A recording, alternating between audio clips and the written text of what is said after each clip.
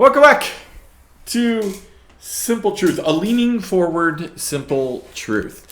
We are in 1 Samuel chapter 17. We're in the story of David and Goliath, and we just got the entrance of Goliath. Like I see this as like a boxing match, right? And you get the entrance of the one guy, right? Now we're waiting for the entrance of the other guy. We're waiting for all the whatever the pomp and circumstance of David, right?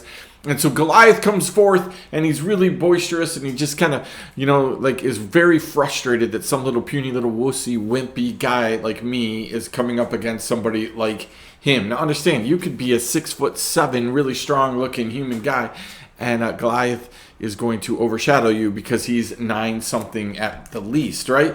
So Goliath looks at this, and he just...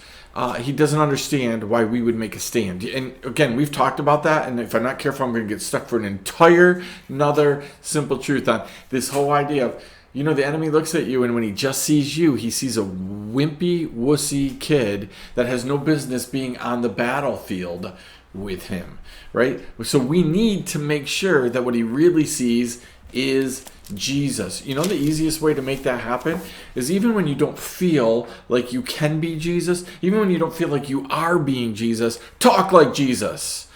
The words of Jesus empower us, right? So again, when Jesus sent out the disciples 2 by 2, what did he do? He sent them out with his authority. Just talk like me, right? Talk like me. The enemy is going to look at you, and I swear to you, he's going to say, what authority do you have? You can't tell me what to do. You're just Andy Frudd. You're a total screw up, a total mess up, a total failure, right? And again, you can get caught up in arguing that and trying to rationalize with him and trying to split hairs and say, I'm not really a screw up. I'm not really a failure. No, God says, admit you're a failure, and then I can make you strong. Then I can use you. So you look at the enemy and you say, yeah, you got it. I'm a mess up, right? But... we just read this last night in our Bible study. Whenever the but God comes in, man, you are in a great place, right? Paul says, hey, I'm a mess up. I'm a sinner, just like you. But God, poof, then the power and the authority comes in. Look at a situation you're going through that you need God to desperately step into.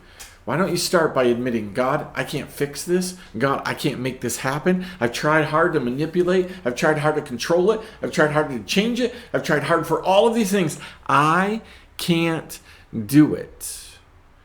And then let your but God come in. Admit that you need God, and then but God. Now, David's already done this. He doesn't need a but God here because he already announced it at the beginning. Listen, the bear, the lion, but God. Listen, this Philistine's going to be dead because of God. But God, but God, but God, right? When you put the but God in, then what the enemy sees is Jesus. Do you know what the enemy does in the face of Jesus? Well, at best, he escapes into a herd of pigs and runs off a cliff, right? At best, the enemy goes away, right? At worst for the enemy, that's at best for the enemy. At worst for the enemy is he gets annihilated by Jesus. Right? Jesus has the authority to deal with the demons. You don't, unless you're with Jesus. It's the big brother thing, right? Again, I had, when I was a kid in high school, but mainly junior high, I just happened to have 2 best friend cousins that were both 6'4", right? That's super convenient when they would hang out with me because they're both 6'4", and they were wiry farm kids, and you just didn't mess with them, and everybody knew that. So I could walk around football games, walk around all over the place, and you felt well protected. Why? Because nobody was looking at Andy Frudd. Nobody was looking at me. They were looking at the 2 wiry, strong farm kids that were standing next to me on either side and went, yeah, if we mess with Andy, we have to mess with them. It's not really worth it, right? And then again, when you send that visual to them, people know that all the time. They think about that. They remember that. Like, oh yeah, if I mess with Andy, I have to mess with these other guys, right? Do you know that that's what Jesus does? He's constantly reminding the enemy, if you mess with this guy, this girl, you're going to mess with Jesus, right? That's the visual that we get here. The enemy is looking at David, right? But don't think for a second that the enemy doesn't know that his end is coming. The enemy knows that he's running into Jesus because finally somebody is standing up. Finally, somebody is taking him on. For 40 days, this giant stood up front and defied the armies of the living God. And he did it on purpose, and he knew about it. But one day, maybe the 40th day, maybe the 41st day, one day, he gives out the cry, and somebody answers the cry. Maybe you've been going through something in your life, right? Maybe you've been going through something where the enemy day after day is just getting up and saying, hey, hey, hey, hey, hey. And he's waiting for somebody to answer the call, but he's betting on the fact that you'll never do it. You're never going to get up and answer the call. What if today's the day where you answer the call?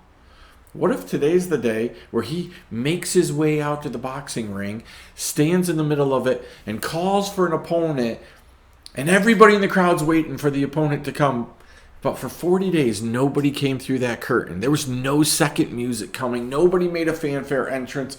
Nobody comes. But one day he gets up in that boxing ring, and all of a sudden, your music plays. All of a sudden, the Eye of the Tiger plays, right? And all of a sudden, he gets the shakes. And all of a sudden, the twinges are happening in him. And all of a sudden, he realizes, wait, this day I'm going to have to fight. You see, the enemy is betting that he's never going to have to fight. He's never going to have to fight Jesus, because you're not going to be Jesus-like and stand up and fight. All you got to do is be brave enough to walk through that curtain, walk towards that ring with Jesus, and the enemy's going to back down.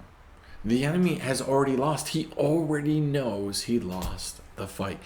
I'm not really sure how I got into the whole Eye of the Tiger thing, but it's been a weird day down here at Drash Ministries. Great day. God's working. So take that. I hope you take that simple truth. Are you willing? Are you willing to be Jesus? Really? Are you willing? Are you willing to walk through the curtain when the Eye of the Tiger plays and you face the enemy, knowing that it's not really you, it's Jesus, right? Are you willing to do that today as you go to work, as you go to play, as you go with your family, as you go to church, as you go anywhere? Bring the Eye of the Tiger. Bring Jesus with you. Hey, we'll get to David's response next week, but really in about 1 minute. So we'll see you next time. Simple Truth.